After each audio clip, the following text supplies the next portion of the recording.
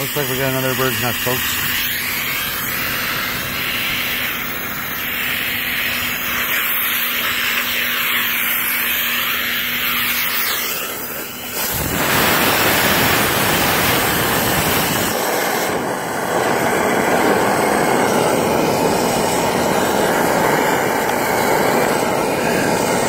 I hope no birds come flying out.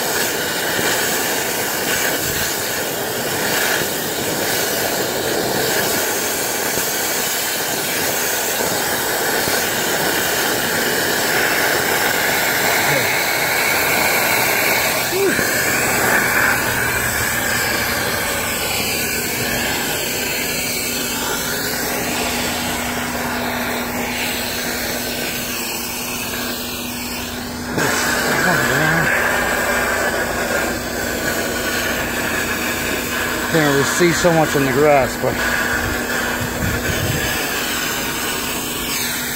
I'm covered.